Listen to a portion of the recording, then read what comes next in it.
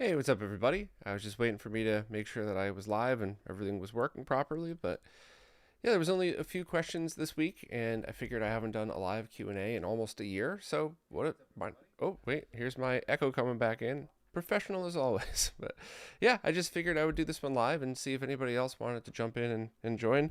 I know it's kind of early. I got a iced coffee on the rocks here, and just figured we would have a laid back one, and if it goes for 10 minutes, fine, and if it goes for an hour, also fine. But the only thing, if anybody in the chat, you're all welcome to ask questions, but if you wouldn't mind just holding off until after I get through just the few that were already there, and if you wouldn't mind letting other people in the chat know, I'll try and pay attention. I'll try and copy and paste them when I can. But basically, I'm just going to be having fun, answering some questions and starting us out. So good morning to everybody who's joining, and let's try and jump in.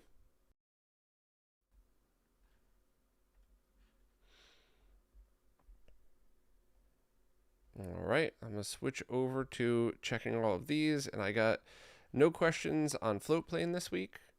There's no questions on Ko-fi, and there's a couple on Patreon. Dustin Mattison's going to start us out. I'm a little nervous. Dustin sometimes goes goes a little crazy with these questions. So let's see if I read this one out loud live and get myself canceled. Dustin said, the question this time isn't technical, musical, nor practical.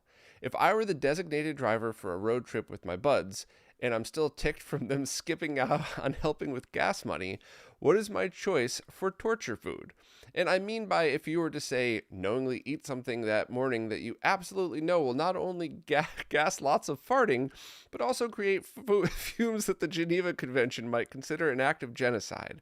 What would your choice be? I'm not a sadist by any means, but I'm petty and karma is a bitch. and I can engage the child locks on all the windows from the comfort of my driver's seat. So it's funny that you say that, because when I was a little kid, my dad told me a story about how he basically did all of that. He locked the windows in his car while he was driving everybody to something, and squeezed one out, and then started blaming everybody else, and everybody blamed each other. And after about a minute, they all realized it was him. And when I was a little kid, I thought it was the funniest thing in the world. And now that I'm an adult, it's still funny to hear about, but I wouldn't do it because I just don't want to sit there breathing the insides of other people's intestines and vice versa. So I probably wouldn't. And I know this is probably TMI, but I don't think I have that one thing that drives me crazy. Obviously, if you have a ton of seltzer water, I'm going to be burping a lot, but that's just, that's kind of common sense. But it's funny, I had friends that were those triggers. Like we knew, I should probably not call these people out, but one or two of them you might know, but one of them, every time they ate salad, it was the same thing. We would all run out of the office whenever we saw them. I used to work with this person. Whenever we saw them bring salad into the lunchroom, we'd all be like, "Hey, you better not get in the back of lab this day. We know what's gonna happen."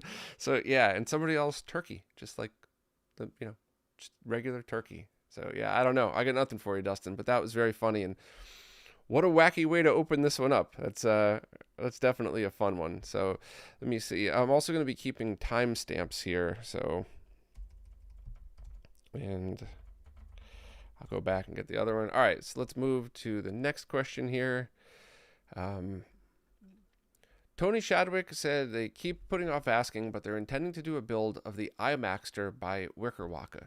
Funny enough, when I did the interview with Martin, right after we finished recording, Martin was like, "Oh darn, we forgot to talk about that project," and I said we were going to follow up someday and totally forgot. But you basically take an early 2000s iMac G3 and you could put a Mister inside of it and kind of wire it up to the CRT and the speakers, and this is really complicated. This isn't as easy as like just sticking a converter in there and then plugging a VGA or an HDMI cable in. But it's a really cool project. Tony said that the build requires a slot-loading CRT iMac, so they were wondering if any of the supporters might be interested in doing the build as well, because not only do you probably need to hunt those down, but you also need to have a kit made, and there's a minimum order in most of these places. So you'd have to have probably three to five kits, I would say, made. And then you'd also have to hunt down CRT iMacs. So if there's anybody that's fellow supporters that want to chime in on this and maybe do the build together, just I would start out by just posting in this week's Q&A in the supporter services, so I could link you up directly. If you're not a supporter, that's fine too. Just the YouTube comments after we're done should be fine, and hopefully we could put Tony together with somebody that might be willing to do it. And if you run into any issues, Martin's awesome. I'm sure he wouldn't mind just kind of helping out with some basic stuff. Obviously not hand-holding everybody through the whole build, but if you run into any issues or stuff like that. Tony said it would be worth mentioning the inner plastic bezel of the G3 iMacs is super, super brittle, and it would be good to budget in getting it replaced. They missed the last round of orders, but here's where to get that as well. So I'm going to leave both of or I'll show this here, and I'll also leave both of these in the description. $150 for the bezel. I mean, if it's injection molded, then yeah, that's actually something that would be a good deal. So yeah, that's pretty cool. It's a good question too. And I love to see stuff like this, especially love to see people teaming up, because it's always fun to see what people can come up with. Let's see what else we got.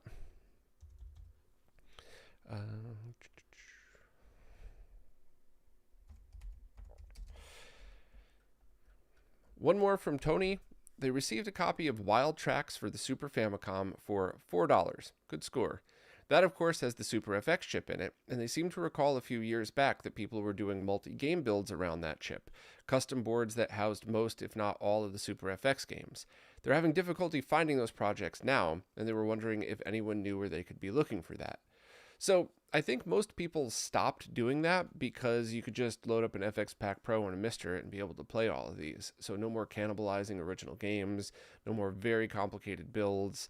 I'm not sure if anybody is still making them, and it certainly would be interesting, but I too also kind of like the whole idea of maybe just, unless it's a big deal, maybe kind of just use the FPGA emulation for it, because it is very accurate. Other part of the question though, and somewhat related, with the new Doom re-release, that they dubbed that the SuperFX 3, but they're a bit muddied over whether that implementation was intended to be eventually open sourced or a closed implementation. Open, but let me continue your question. It occurs to Tony that if they were going to the trouble of building such a multi-cart, it might make more sense to use that implementation instead. So essentially, that implementation, and it's early, and I'm going by memory from Randy's interview, but it's using the same type of chip that you would find on a Raspberry Pi and on a custom PCB. Now, it may be possible to take that new Doom release and then hack that board up to have a SuperFX MultiCart, and that could very well be possible, and it's something that was just going to have to wait until it's released to the public and the modders have a chance to get their hands on it. But I think from that perspective as well, that was meant to be open source so people could port it to MiSTer and the FX Pack Pro. And the FX Pack Pro's FPGA might not be powerful enough to emulate it as well as the software implementation on that board. MiSTer should be good enough, but those are things that just have to wait until after the official release of it. But I think if I were you, unless this is a project that's important to you, and if so, by all means, just start it out and have some fun. But unless it's something that's important to you, I would actually hold off until the Doom was released, because there's, a cool new game, cool new cartridge, and it's new retro. It's the type of stuff where I think it would be very cool to mod one of those and just use it to do as much as you can with older games as well as Doom and stuff like that. But I guess I have to leave that up to the community total just to kind of figure out what it is with that. But at the very least, you could certainly get it through other means, both your FX Pack games and eventually Doom. Okay, let's see what we got here. So I'm gonna double check that there's no more questions on the support services, and then I'll move it over to YouTube. Oh, wait, Oliver just jumped in and got one in at the last second, and I'll check before we go too. Oliver got a yellow Play It Loud Gameboy DMG 01, and they'd like to upgrade the screen. They're not looking for a full color IPS mod. They want to keep it authentic to the original, just with backlighting and maybe better clarity so it's more playable today. Basically, they'd rather save the color upgrade for their actual Game Boy Color. What's the best basic screen upgrade path for the DMG that keeps the classic look but adds visibility? So that's a great question, and I've seen this before years ago, but my preference for the DMG, and remember, I'm not the biggest fan of using handhelds. I like using big TV for this. Tito's probably the expert at these things nowadays, as well as a bunch of other people who are really dug into the handheld side of things. But for my eyes, I actually agree. I would love to see one of those really high quality newer screens for the Game Boy Color. But for the DMG, I loved the backlit biverted mods that people were doing. So it's essentially the original screen, but backlit, and I forgot the full explanation to what the biverted means, but I thought that was, in just to my eyes, in my opinion, the best possible original experience, because it's backlit so you could actually see it, and doing the biversion makes it a little bit easier to see with the backlight on.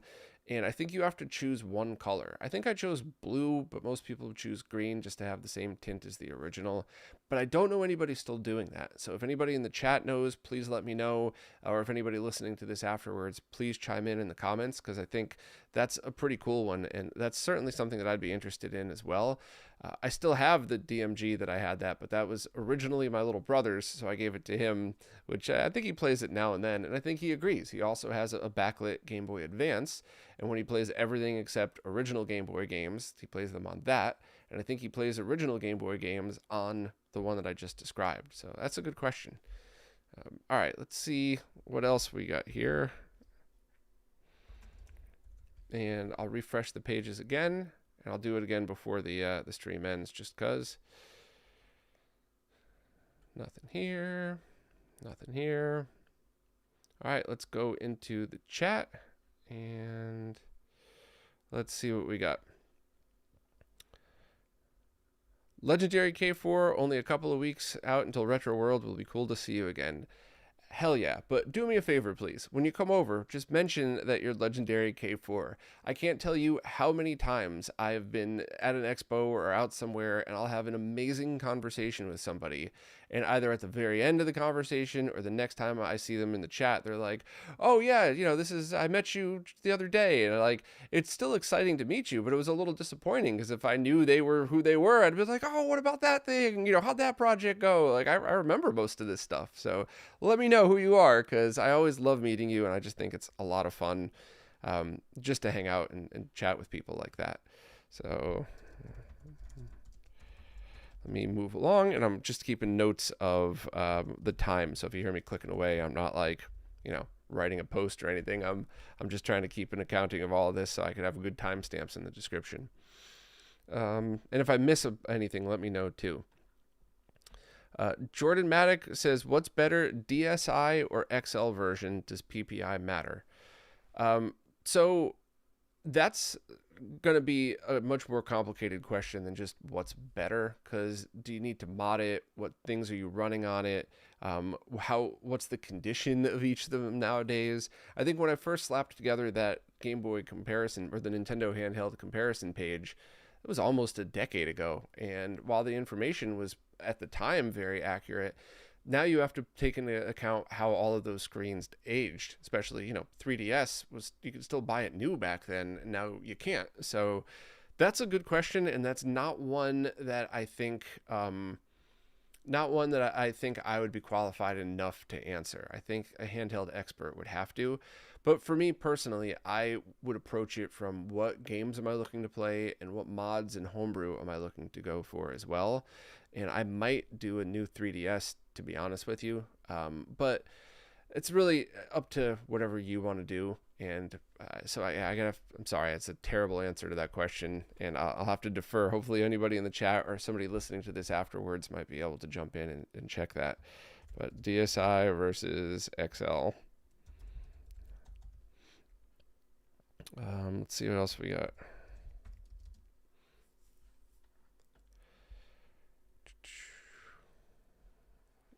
The chat looks like it disconnected and reconnected, and I'm not sure also. Oh, Legendary is the person that traded that large Mitsubishi CRT with my friend Dave. Well, awesome. Thank you very much for reminding me about that. I'm terrible at keeping up with that stuff, but thank you again. That was really awesome. Let me see here. We got, I had things on top of other things. Now I'm trying to figure it out in the browser. Here we go. All right. Next one, Paul Blakeman wants to know, would I rather own a PVM 20L5 or a BVM 20F1U? So that's a great question.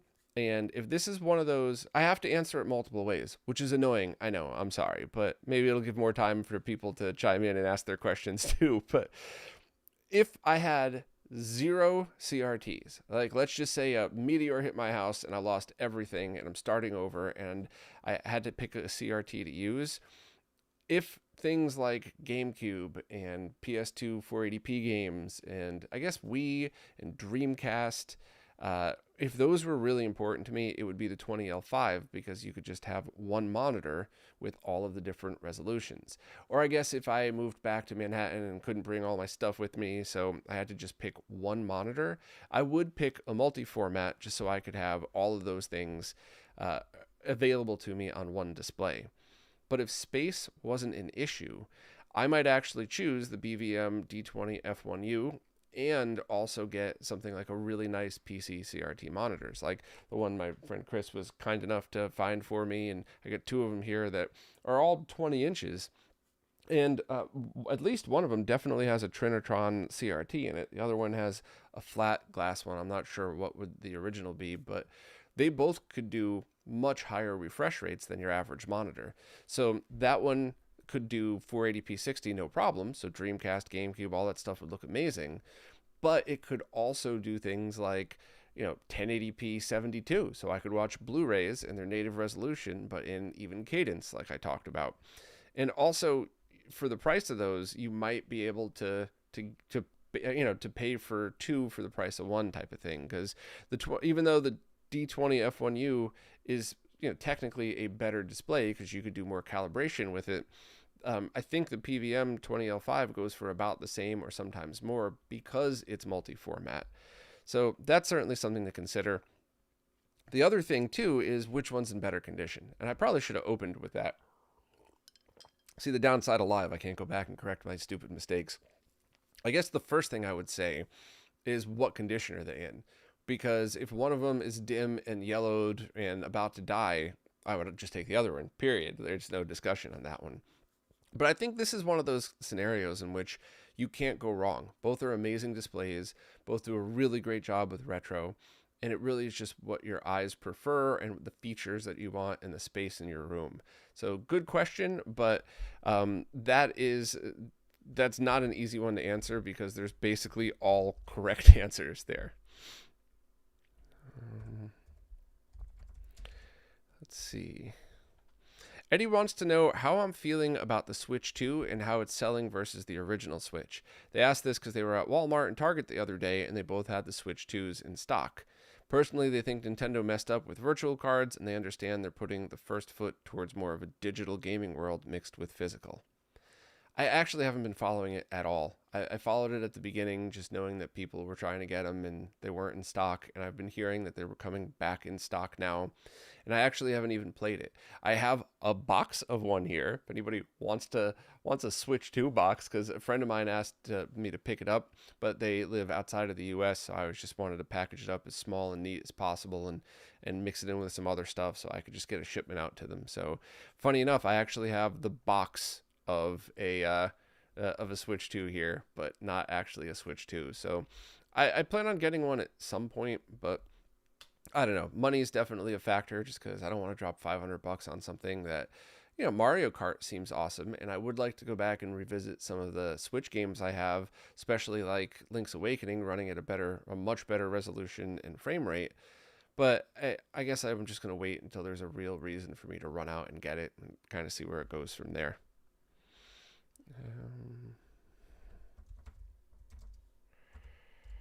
Let's see, we got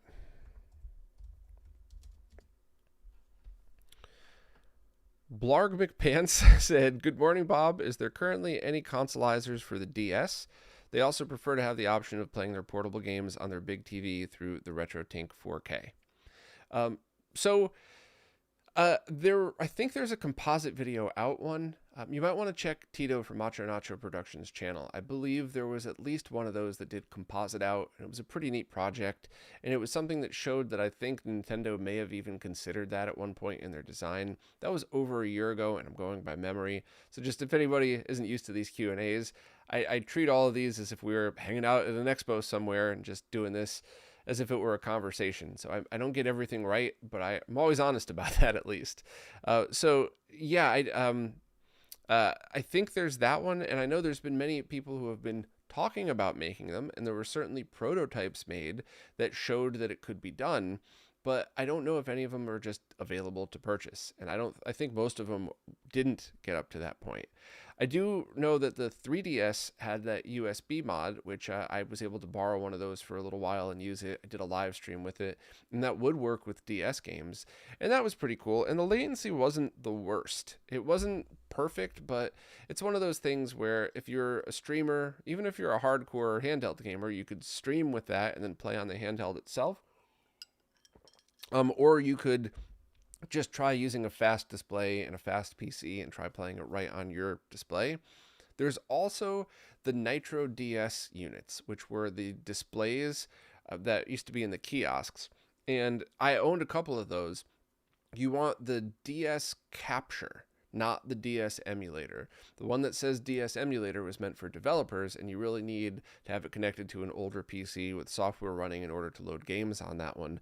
I don't think it'll even play retail games if I remember correctly, but the one that says capture will just output via a multi-out, and you could either get composite or S-video out of it. And I remember taking two PVMs, two 8-inch, stacking one on top of each other, and having S-video going to both, and being able to play the Nintendo DS stacked one on top of the other.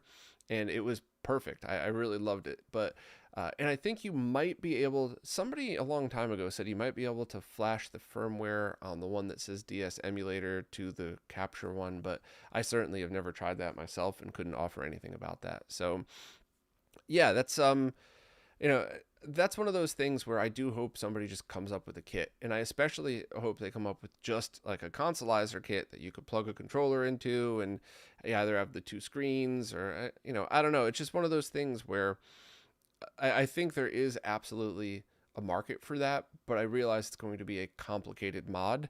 So complicated both to create and to install. So it's hard to put so much money and effort into a project that you're going to sell hundreds of and not thousands, because you really don't make too much money on any of this stuff these days, and you really need to hit the numbers to dump that much cash into it. So I totally get it. But yeah, search RetroRGB though for the Nitro DS. I did live streams. I covered other people's work on it. Those are fun ones, and those are really cool, like pieces of history to own as well. So if it's something that you're really serious about and you just want it to work, that's definitely one to go for.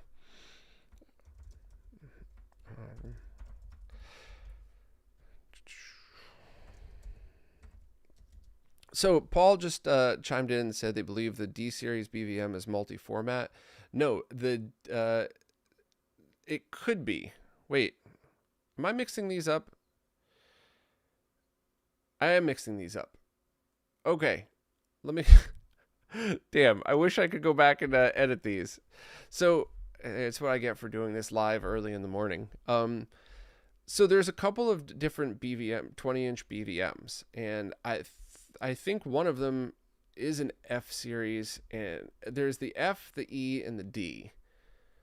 Wow, it's been so long since I dug deep into these. So the E series is the 1000 TVL, which is just ridiculous. It's the most detail you could get. It's the line, or the line density of a 14-inch PVM, but in a 20-inch BVM, and that's 15 kilohertz only. And then the next one, the F series, I think is still 900 TVL, but it has extra calibration options. So if you found one with a mint condition tube that was fully recapped, you could technically calibrate it to a better geometry than the D series. The D series is also 900 TVL, but does accept multiple different formats. Yeah, Marco's jumped in confirming that as well. So I'll have to leave that in, I'll have to leave a note that that other one was wrong. Wrong answer. So I guess to go back to your original question then, the multi-format 20L5 or the multi-format D20. So I'll answer it correctly this time in that if one of them's in significantly better condition, that's the answer, period. The 20L5 is a little bit more forgiving with its compatibility. So certain things that start out as RGB HV could be combined with a passive sync combiner. You have Sega Master System and TurboGrafx work fine on that without any issues. Whereas the D series BVMs are a little bit more finicky and picky when it comes to certain signals. So you need to do different types of sync regeneration in order to get it working perfectly. But it could technically provide a better experience or a more accurate calibration experience because of the options that you could calibrate it deeper than you would a PVM. So to be honest, I would just get whichever one. I mean, if you actually have the option, like in the crazy theoretical, what would I do if I had the option for a brand new inbox, fully calibrated, recapped, sealed 20L5 or D20? For me personally, and they were the same price, I'd probably get the D20 and just understand that, you're now walking into high-end audio territory of stuff where you're probably going to want multiple monitors as well. So you might want another display that's maybe 15 kilohertz only that handles all of the consoles that have wonky issues. You might want to also get a PC CRT monitor, because when you start talking about stuff like that, you start talking about putting down some serious money, just like a really high-end car or really high-end audio. But both are great. So this is just one of those where today, if you really needed a multi-format, get whichever one you want or whichever one you can, basically, as long as it's in good condition. So yeah, sorry about that. I will leave a note that says wrong answer, skip to 23. Yeah, well, you know what? There's a good window into how I actually shoot these things. Very often I will do exactly what you just saw, and then I will go back 10 minutes later and go, oh, I messed that one up. I gotta fix that and re-answer that question. Let's see.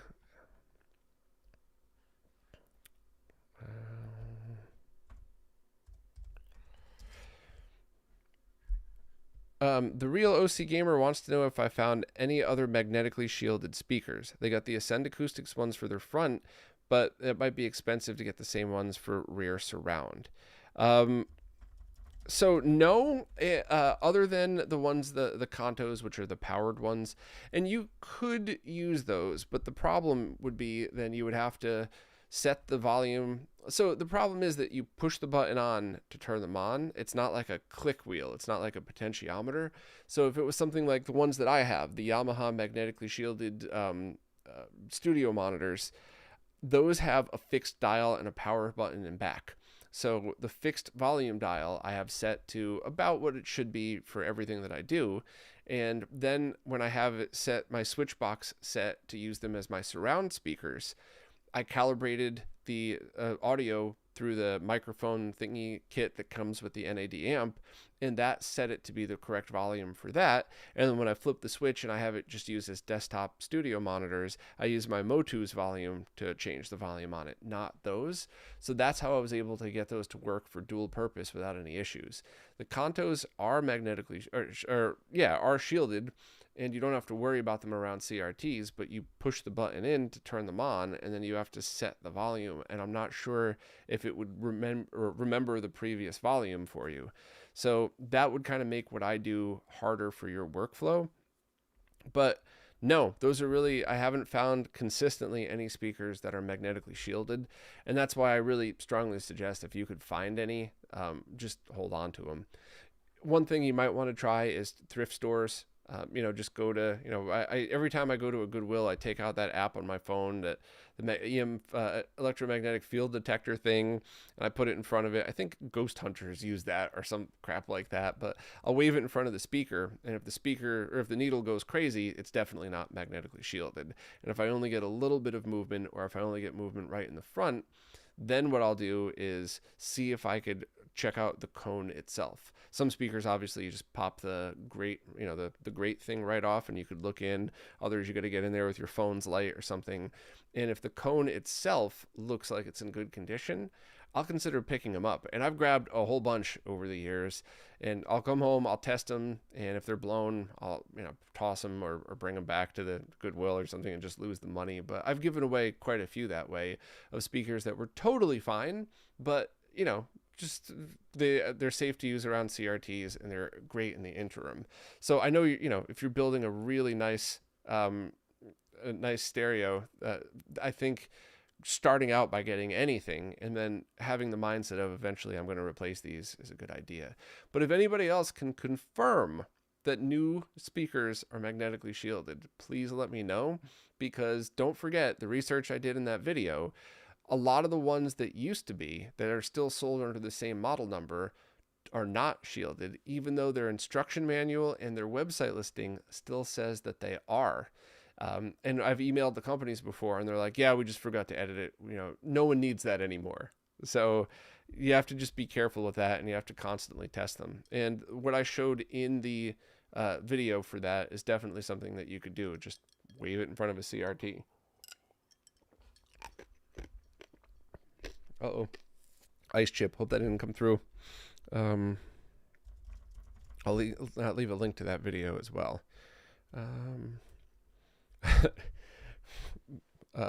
Bubba, hoping you didn't answer my question from Patreon before I got here. Oh, I opened with it, my friend. I opened with it.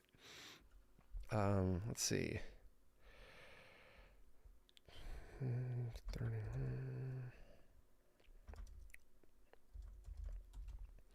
Next up, Lily Larceny said, cool meeting you and hanging out at my show this summer. I've been home a couple weeks from tour now, just finally catching up on all the videos and roundups I missed.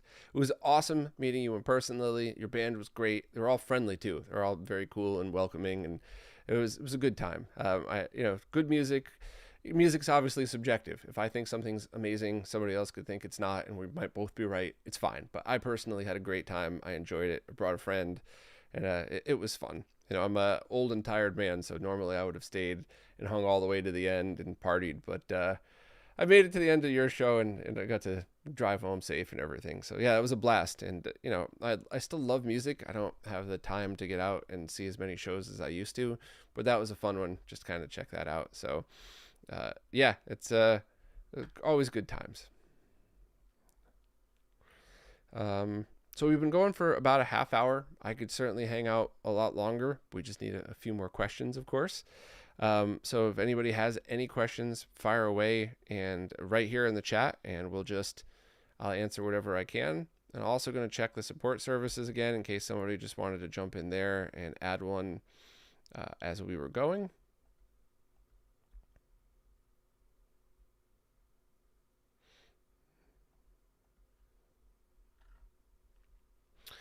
Okay, one more from Lily here. Lily's picking up a 40-inch Sony HD Trinitron tomorrow.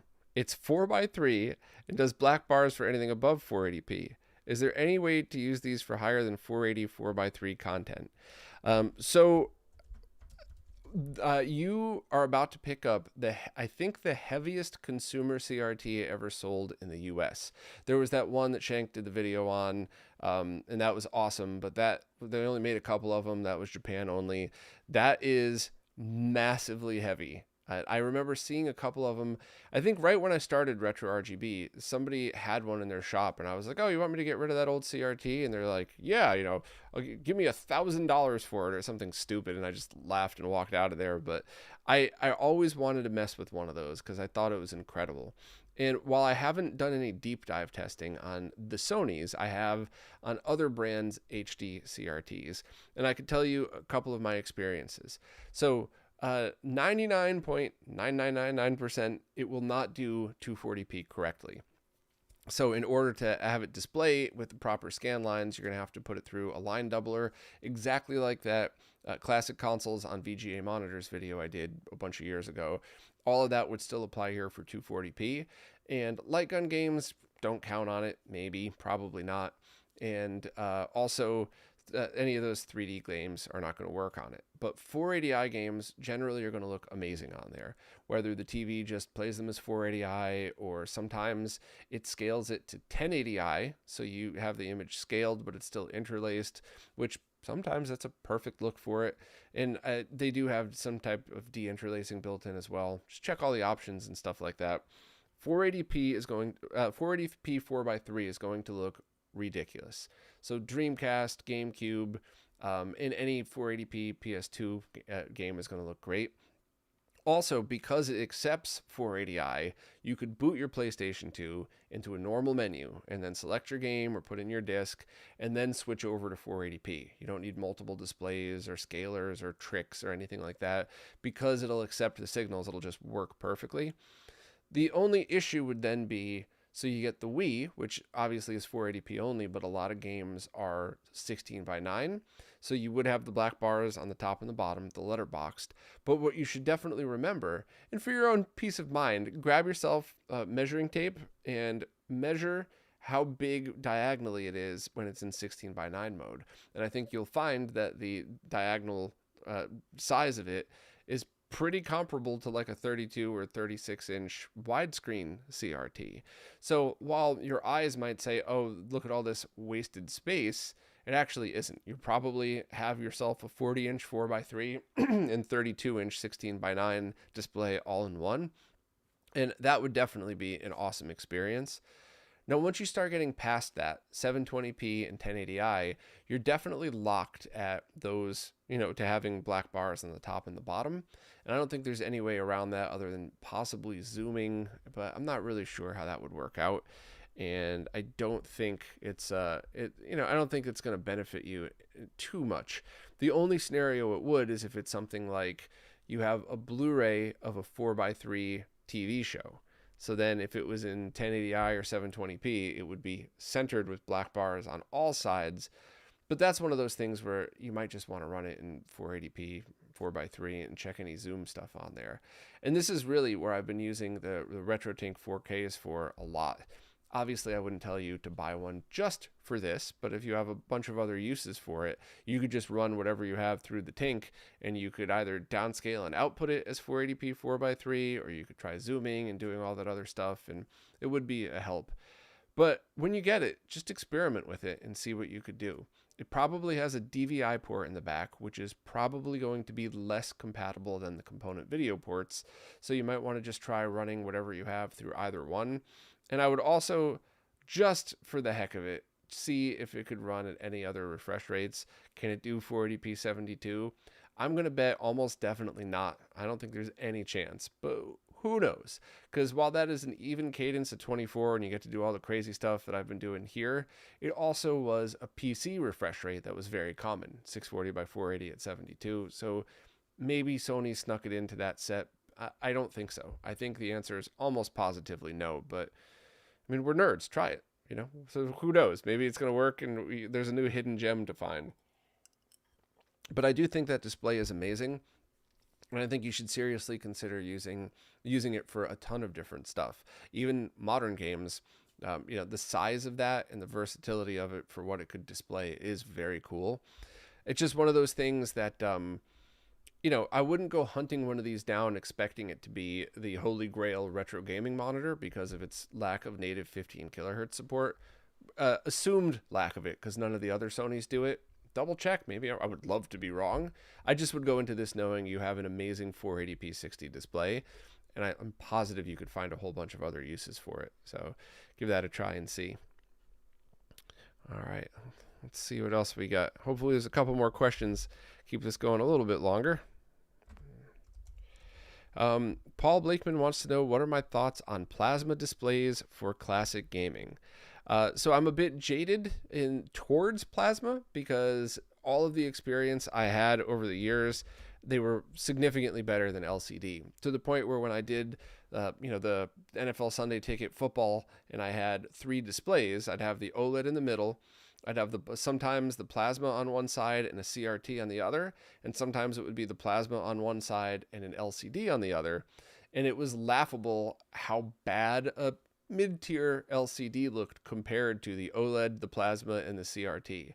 The other 3 totally held up with each other. The CRT at a distance just looked like, like a plasma with worse geometry, but it still displayed the image just fine. The OLED obviously looked beautiful. The plasma looked great, and you could always tell which is the LCD. just by quickly glancing over it. And this isn't like the bargain worst one. It's like a mid-tier one that I've been using for that. So yeah, I absolutely love plasmas.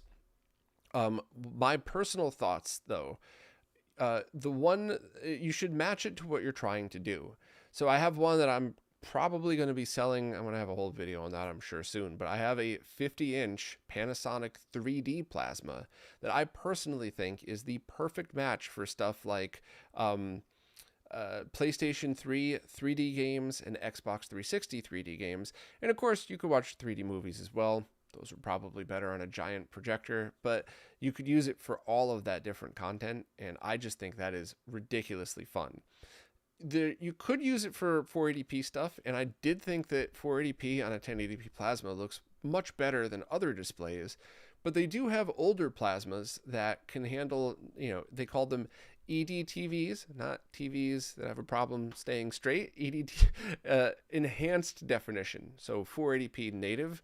They often weren't native pixels, but the scalars in them made it look pretty decent, and you could try those for stuff like the Wii. And some might argue that might be a better choice for the Wii than like an HD CRT. I don't know. Those are harder to find. I've never lag tested them. They're going to be the oldest ones out there, so maybe they didn't age as well.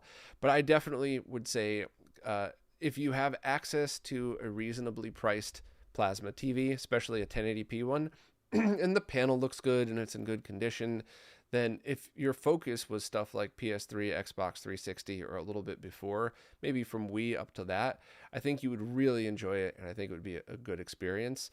And either find it dirt cheap and cross your fingers, or find one like mine that has a recapped power board, and I have a spare power board and 3D glasses to go with it, and the original remote and stand. So obviously ones like that are going to cost a lot more than just ones that you roll the dice on. But yeah, absolutely. If anybody is looking for a plasma, let me know. I actually have a whole bunch of stuff I got to sell pretty soon. So I should put that video out before Retro World, just in case anybody wants to meet up with me in person. What's up, everybody? EW, Frothy Beast, any questions? Fire away. Frothy said they missed their 42-inch gateway plasma. It held up so well, but the inside cooked itself over the years. Ouch. Okay, let's move along here. Snow Kim, or Snowy Kim, sorry if I'm getting that wrong, was wondering if I know why it's not possible to use enhanced S-Video on the RetroTink 4K through the Koryu into a comp to RGB. I'm trying to figure out what you mean. So you're going to take a RetroTink 4K Pro, and you're going to have the little adapter in back that routes S-Video through the VGA connector, the D sub port in back, to get enhanced S-Video. So transcoded S-Video with a Koryu into component into a comp to RGB. I don't understand the workflow, and I don't understand the order in which things would go. So could you please maybe ask again or reword it? Maybe I'm just missing it. It is still kind of early for me, and the coffee hasn't kicked in. So my apologies if I'm just being stupid and not getting it. But I think everything should work fine unless you're converting the signals multiple times in a row.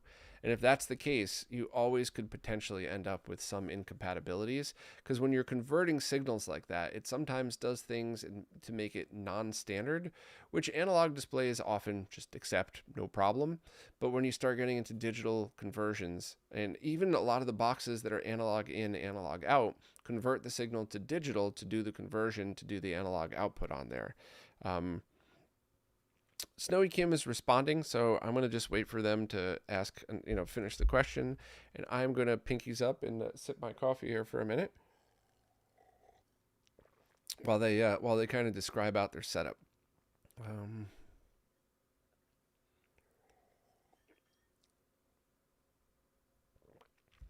Actually, while we're waiting, I'll just call out some other things in the chat.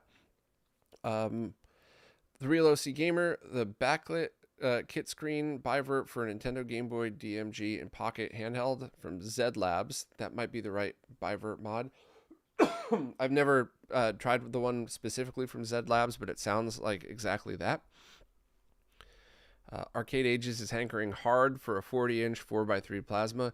Yeah, good luck finding them. They're super rare, and I don't know how well those might have aged, but probably pretty well, because the 4x3 ones I think were for digital signage and stuff like that.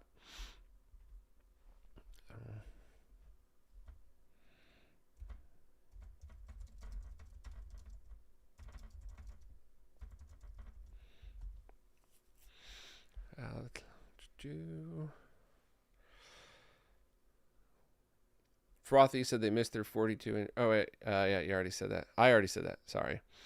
So Snowy Kim said their whole setup is using SCART, and they have a PC engine that's S-Video modded, and connected to their setup using the Core U, and then a comp to RGB, so it gets into their SCART switch. And they were wondering if it's possible to use an adapter to feed S-Video to the RetroTink 4K to take advantage of the enhanced S-Video functionality. So that's a tricky one. Normally I would just say do an RGB mod, but then you would not get the correct colors for it, which in most cases it's going to look fine, but there are some use cases where the correct color palette would be preferred. So you would probably have to, I think, don't Zaxor's internal mods fix that? Don't they generate, the internal mod generates the color properly? So I think doing it that way and just having it RGB modded would be by far the easiest solution for you. It'll go right into your existing setup. And if you don't need the Core U and the comp to RGB, you could probably sell those and get most of that mod paid for with that. But if you're in a scenario where you want to keep it all stock and for whatever reason, and you're doing all of that, I think what you're running into is exactly what I just described. You're converting the signal so many times that the end result might not be readable by any one of those devices. And you might also defeat the purpose of enhanced S-Video on the RetroTink 4K, because that's meant to analyze the original signal coming through and do that decoding. So that's kind of not something that I would really mess with.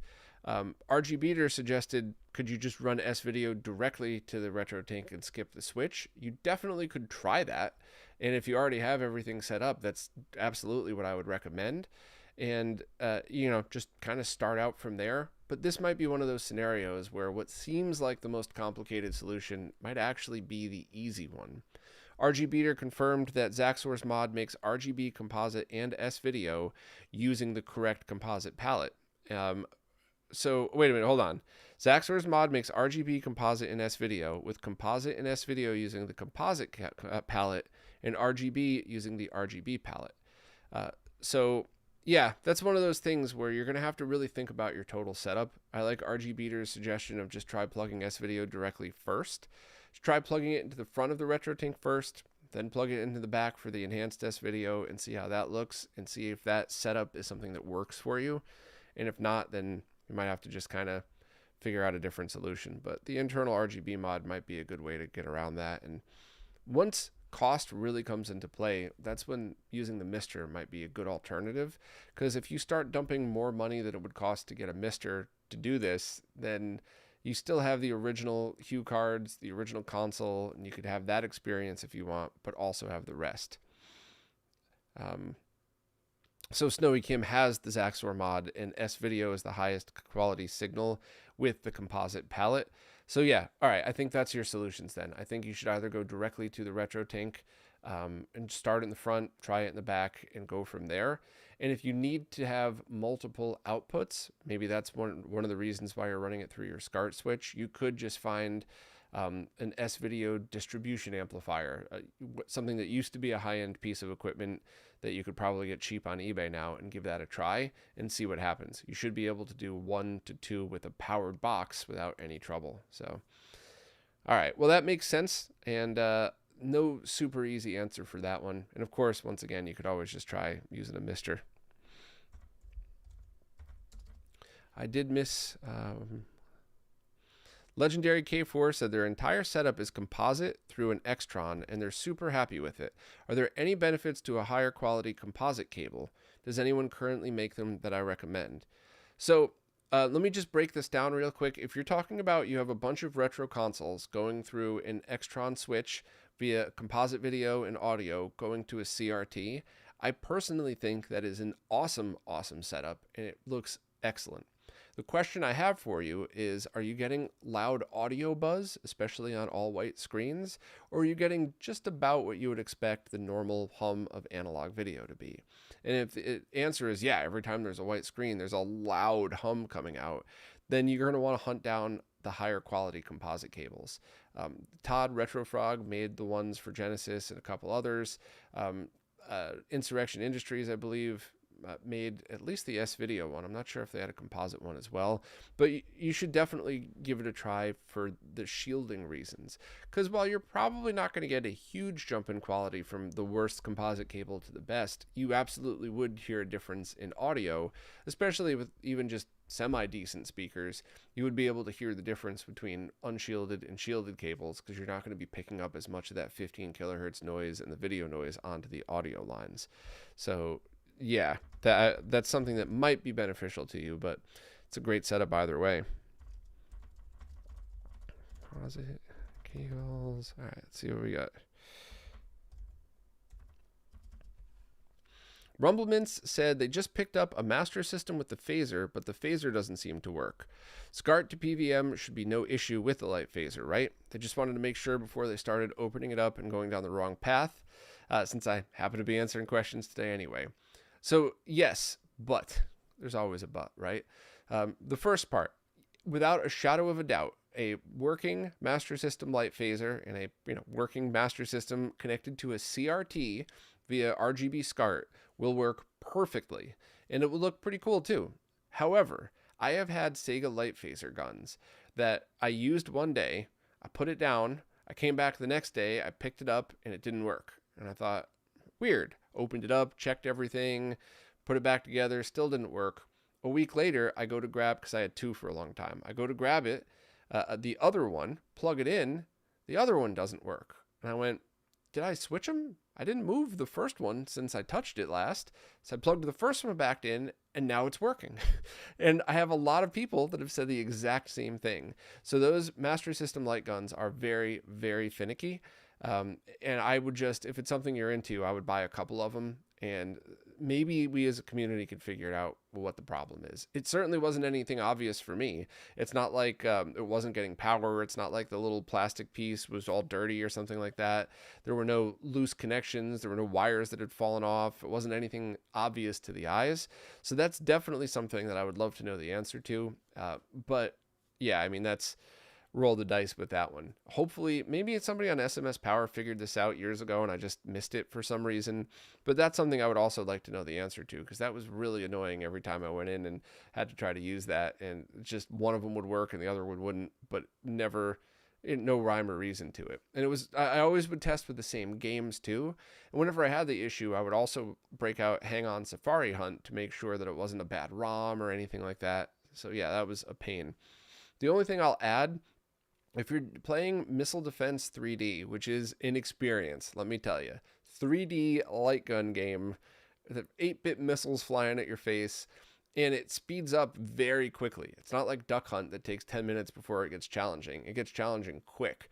So you can really have a fun experience in like 5 minutes.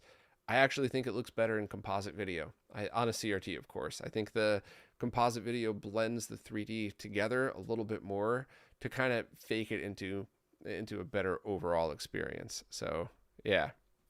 Let's see.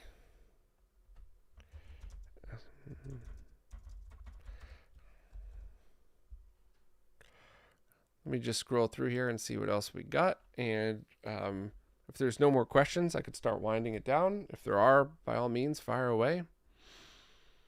Let me just double check and see I didn't miss anything.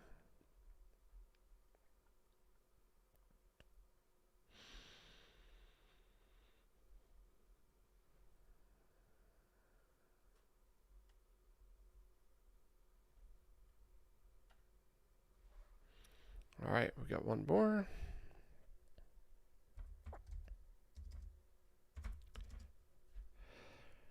Issa is planning on buying a Yuan HDMI capture card. It's a 1.4 thousand US dollar capture card, and it's a bit niche. They were thinking, did I want to review it for the channel? they thought maybe it was something fun and niche that if I'd like to give it a try, message me to send it to me. So yes and no. First of all, thank you. That's an amazing amazing offer, and there are so many really cool people like you who have offered to let me borrow stuff that I could never ever have afforded to test. And there's too many people to shout out thank yous to, but I have entire racks filled with stuff around here that is other people's that they have trusted me in order to borrow to test all this stuff. So thank you. That is awesome. I would like to, but I also am not sure if I would be able to push that to its limits, because the one thing that I learned doing 4K 60 is that my rig right here maxes out at SDR 4K 60 uncompressed colors. And even then, a recording that's too long, or if I have a couple of programs running, I'll have to reboot the PC and boot just directly to the desktop and load virtual dub and nothing else. So I don't think I have a rig fast enough to push past 4K 60. So if it's something that you were curious to see if I could confirm that it is lossless with no frame drops up to 4K 60, I could do that, but I would be useless to you past that.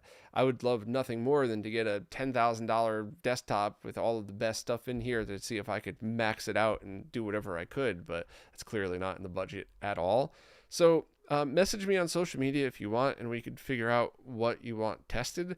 I would certainly be interested in trying it. And I remember working with Yuan 20 years ago on with their analog capture cards for the company that I worked with, and they were pretty interesting to work with. I messaged them a couple of years ago too, just saying, hey, I used to work with you back in the day.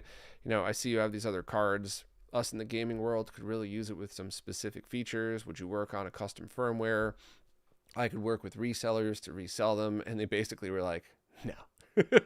But I tried, so whatever. But yeah, thank you very much for the offer. Next up, Nalina wants to know if I'd seen the Lava RGB NES mod available on AliExpress.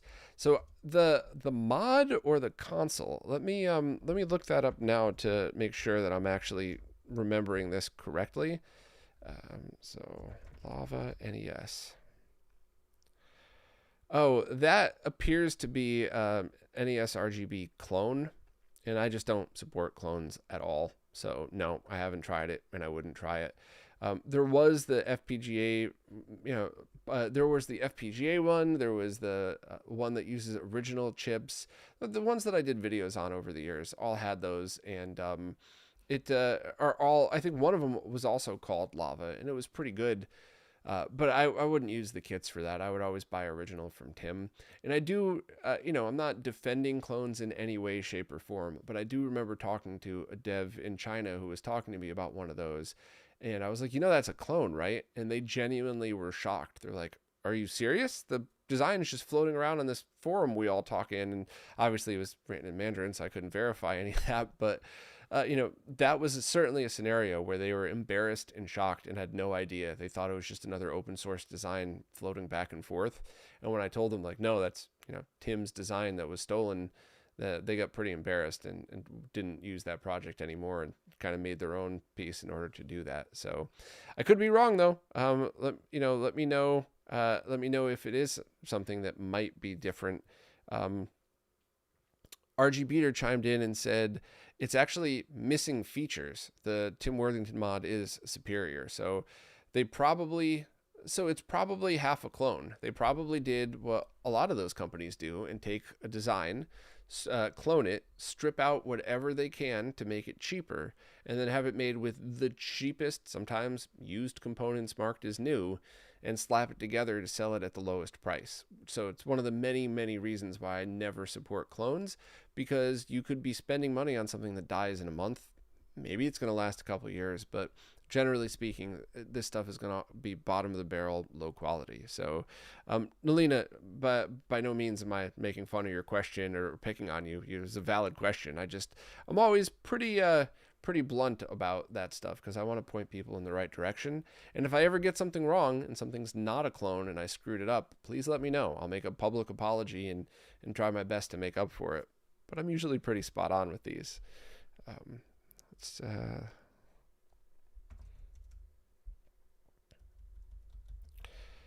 Let me just leave a note for that one.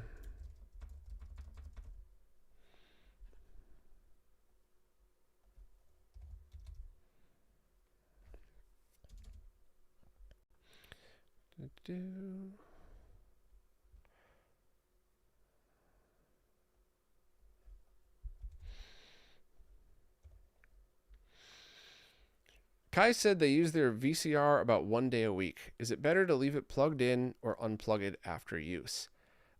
So I have an opinion on this with zero fact based on anything I'm about to say.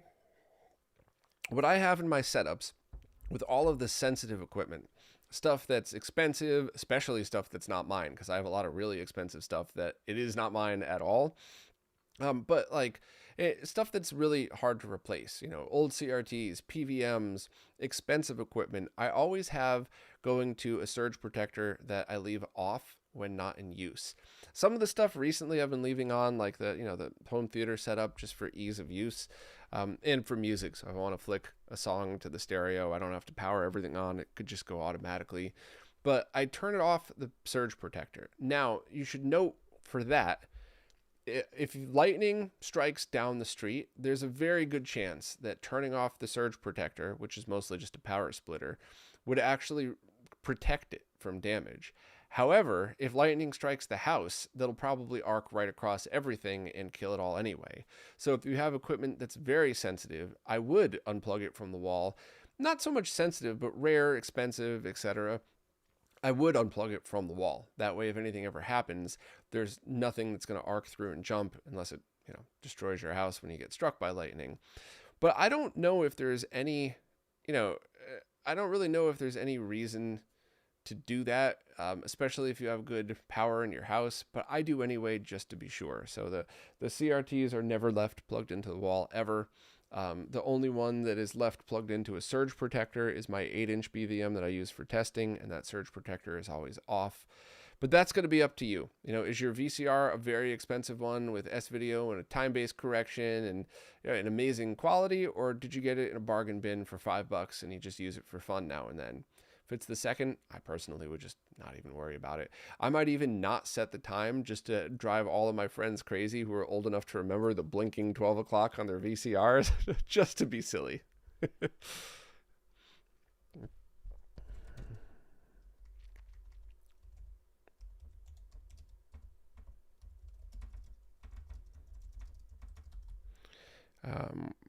Looks like there's a couple more questions. I'll start wrapping it up because I don't want this to be too long and boring, but any questions you want, definitely jump in right now with those, please. Allie wants to know if I ever ended up trying out replacement controller button contacts. So the buttons itself, I tried the ones from Console 5, and I personally did not have problems with them. Now, I have heard, Console 5, for the record, Luke has never once said, these are the best ever, these are the top tier. Luke's opinion on that is always, hey, if you need them, there are no known amazing ones out there, so here's the same ones that you could get from a local seller at a very, very fair price. Luke's always honest about that stuff. And I definitely have tried those for the Super Nintendo and did not have any problems. But I put whatever hours were in that stream on there. I didn't really spend hours and hours and hours with them. Maybe it's one of those things that after a while they start to wear in and fail a little bit, but I didn't have any issues. Also, J&T Studio said that they were going to send me production samples of the D-pad once it was finished. I think they're finalizing it now, and that I loved. And that stream that I did was so revealing because I went from controller to controller to controller and D-pad to D-pad, and then one of them I couldn't wall jump at all in Super Metroid, and I swapped to the new J&T Studio one and wall jumped perfectly. So that alone should be enough to say that even a non-pro gamer like me was able to instantly tell the difference. So the D-pad definitely, but I do think the rest of the buttons, just we need really high quality replacements for all the most popular controllers. And that's hard because there are different controllers with different revisions, but for the most part, SNES, Genesis, Saturn, I think they could all benefit from brand new stuff. I'd love to see it for the SMS too, but the controllers aren't the best. So, you know, I totally get why a company wouldn't want to invest a ton of money into something they're not going to sell very many of. But for the mainstream controllers, I do hope that we end up getting it. And I would love to see a full replacement kit for it.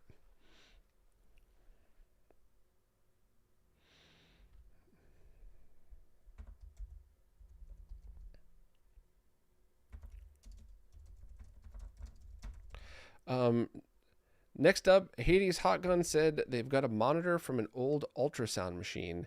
They want to see if it's good for PS2 gaming, but they don't want to risk buying pricey cables just to check. It's got BNC hookups on the back. What would they need?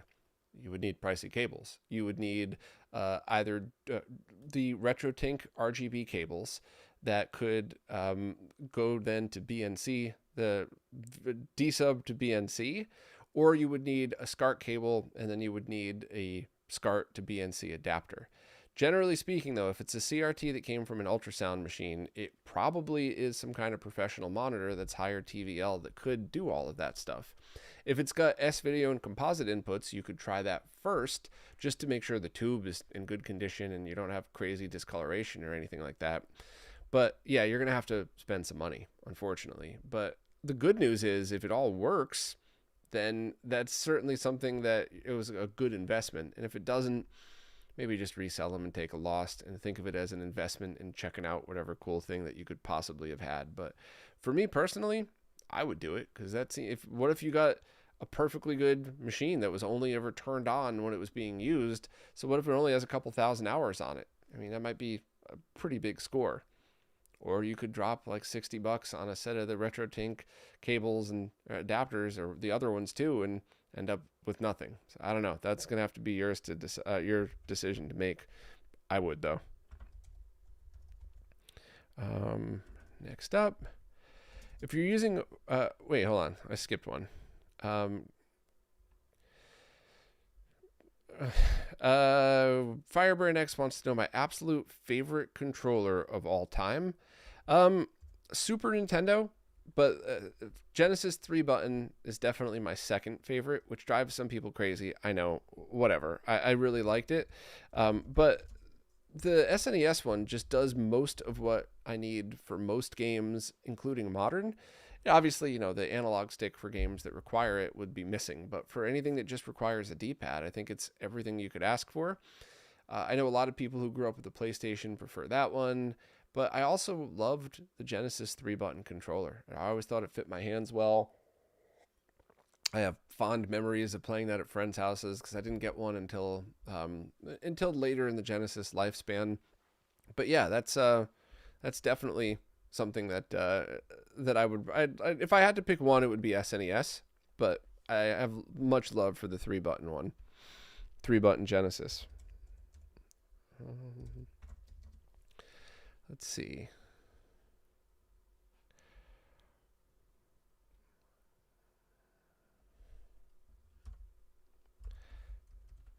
Scanline Society says if you're... I clicked in the wrong spot. If you're using 480p consoles on a PC CRT and already own a RetroTink 5X, would I say it's better to have the scalar options available and 480i support, or use a transcoder to avoid an ADC? So that all depends on the console. If you're talking about Dreamcast, zero reason for it. I would have a cheap VGA cable plugged directly into that CRT, and it would just always boot in 480p and be totally fine. If you're talking about a GameCube, I would get a Carby and then a cheap HDMI to VGA converter. And same thing, have the Carby always set to output 480p, and then use Swiss to boot basically all the games into 480p and go from there. But if you're talking about a PlayStation 2, that kind of opens up the door for all of this. And if you already own a RetroTink 5X, I would run the PS2 into the Tink and then out of that to a HDMI to VGA converter, because that way you could boot the PlayStation 2 and not have to worry about compatibility. You don't have to like unplug it from one display and plug it into the other. You could play 480i only games with the motion adaptive deinterlacing built in, or CRT simulate if you want to make your PC CRT monitor look like a 15 kilohertz monitor with the standard field separation in there. And then when you switch to 480p, it'll just pass it through in its native resolution. So that's definitely my choice for that. You might run into issues with, I think the Tink 5X outputs 720 by 480, so you might actually need to use the width controls on your CRT to stretch it. But as long as your CRT is compatible, it should be okay to do. That's something you might want to double check, because some CRTs you shouldn't stretch past a certain width, but others would be fine. So I guess if you have like a very expensive and amazing PC CRT monitor, triple check. But if you just found one in a bargain bin one day, or found one in a dump, you brought it home and it worked perfect, as long as it works, why not, right? But yeah, that's definitely my answer for that one.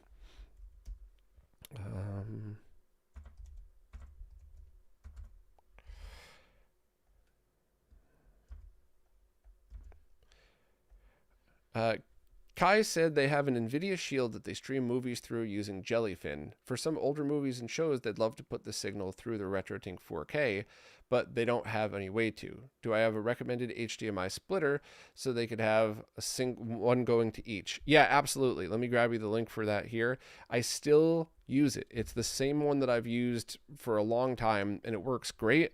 It even works in the RetroTink 4K as long as you're using one of the later firmwares for it. And it even has a DAC in there that, for the money, is pretty impressive. Now, if you put it next to basically any other digital to analog audio converter, it's garbage.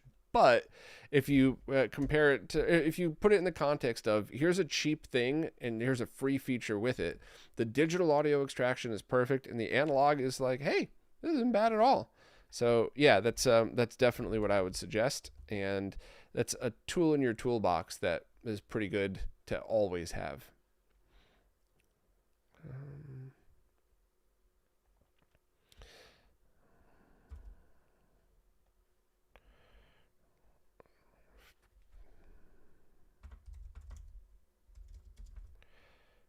Next up, EW has an NES that went out on them a while back. They did a power supply recap, but they still have no power LED and the console doesn't come on. Would the motherboard caps also cause an issue? My guess, without looking at it, just simply by looking at your question, what pops into my brain is the RF box probably had the big capacitor pop, leak, and completely ruin it. That's a guess. It could be a million things. It could be a super cheap and easy fix or not. But I would absolutely take the time to do that. And what you're going to want to do is take the whole thing apart. You're going to try to get the metal shielding off of the RF box and look inside, or the plating around there, and look inside at the capacitors and see. And if it's all gross and leaky, that's what happened. If everything looks perfect, I would still recap it all. But the good news is Zaxor makes the new power supply edition for stock NESs. So you lose RF out, which I know some people that still might use that for multiple reasons. However, you get a new power supply circuit and you retain composite and standard audio out. So it could be one of those things where you take it all apart, you fix the secondary board, you clean it up, you fix all the traces, or you just remove it, put on Zaxors, and then just recap the rest of the NES, and you should be all set there. And even if it is damaged, I still would take a look at it and kind of see what you want to do with it. Is it something you could save, eventually restore, or is it really just completely destroyed? But yeah, that's where my gut is going with that one. But it could be a lot of other things, and you really got to just take it apart and check each bit in order to test it. Let's see.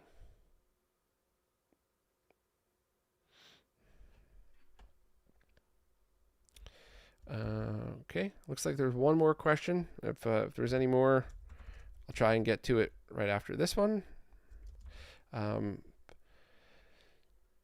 DJM99 said they've had an Akura for their Dreamcast for a few years, and it stopped working, and then they only got sound. They ditched it, but recently thought that the newly installed Dream PSU was at fault. Maybe it was too low power. It could be. What's more likely is the connection between the Dreamcast and the Akura. The Behar brothers have always had trouble with them from day one, and they seem to get worse over time, which I know it's a disrespectful thing to say, but don't forget I've tested basically everything they've had and continued to provide feedback, and it just was, ignored for the whole time basically, which is sad because for a while there they had some really good products, but that pigtail was always an issue. And my friends who do mods have fixed so many of them over the years, and then they came up with a design for the removable one, and while those also wore out, they were just a plug. So you could just order another one. Still annoying, but easy. And then the very last product of theirs I tested was an updated version, I think, of the Xbox one. And the pigtail was unshielded. Or maybe it was poorly built and grounded wrong, so that it acted as if it was unshielded.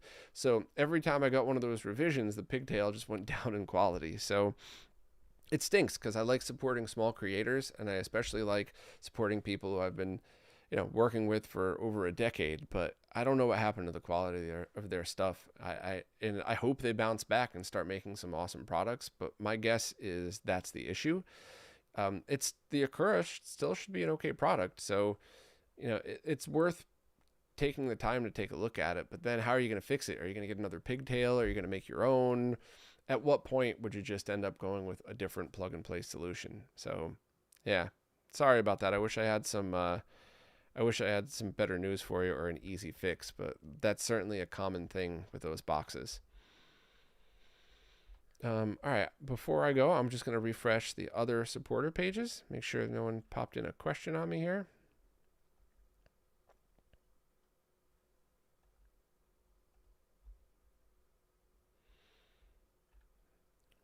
Well, that looks like everything.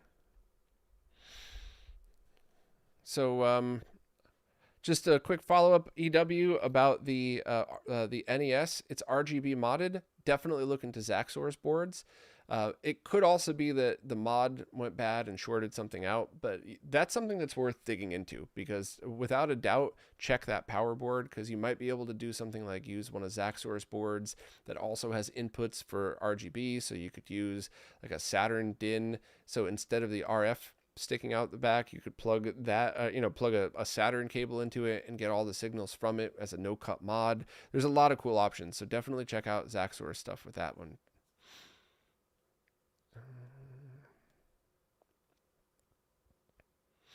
All right, well, that's basically it. As always, thank you to everybody who participates in these. I do them live whenever there aren't too many questions. That way I could just have everybody else participate in them. But these are generally just a thank you to everybody who supports.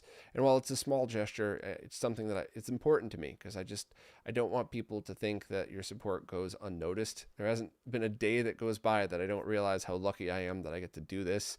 And I always try so hard to work on projects that'll help people. And most importantly, I like to work on projects that nobody else is tackling, because while they won't make me any YouTube algorithm gains, and most of the time doesn't make anything for affiliate link income, it's covering things that our fellow nerds really love. And even if it's a small percentage of people, it's stuff that's important to a lot of people. So I like concentrating on the weird stuff. I got a video coming out tomorrow about a weird one. And then probably 3 weeks, I'm going to have another video about RF to your TV. And I like doing the weird and fun stuff as much as I like doing the other stuff. And none of it would be possible without the people who support. So polite reminder, wherever it is that you support, if you'd like to ask a question, just ask in the latest Q&A post. The way the services work, it's kind of hard to figure out what's a new question on an old post. But as you saw today, I like just scrolling through the services and asking whatever questions are there, and just laid back as you do here. These will all be up on all of the support services soon. Even though it's a live stream, I'm going to treat it as if it wasn't. And I'll also have it up as a podcast within an hour or so anyway. So for next week, just treat it the same. Although next week is Retro World Expo. So there's a good chance I'm not going to have time to do a Q&A before the expo, because I'll probably be scrambling around getting ready for that. So worst case, if you don't see anything pop up, then it just would be 2 weeks from today. You'll see the next one. But I don't like to skip them, but I also would rather skip than half-ass it. I like to give these, even if I'm half asleep drinking coffee, I like to give it the best effort I possibly could, and I don't want to skim through anything. I want to just put some time into it and try my best, even if I make terrible mistakes like I did forgetting that the D-Series was multi-format before. Sorry about that. And thank you to everybody who chimed in and corrected me. I'll leave a funny note in the description for people for that. But yeah. 8-Bit Moss Plays said, thanks. Don't understand half of what you're saying. It's like learning a foreign language, but you hear it enough and eventually it sticks. Yeah, I mean, that's it. It's why a lot of people say the same thing, and they jump into this hobby knowing nothing, and eventually it all just kind of falls into place. And I'm always trying to make it even for everybody. I try not to bore the experts that already know half of what I'm saying, but I try to get enough info out so people who are just starting, it might not be the total answer, but you could be pointed in the right direction. So thanks to absolutely everybody. This was a lot of fun, and you know, I don't generally do them live too often, so if you don't like this format, don't worry. It'll be back next or 2 weeks from now. But I do like doing them live every now and then, and hopefully people are listening, and maybe this will entice some of you to join and just be part of this awesome community as well. But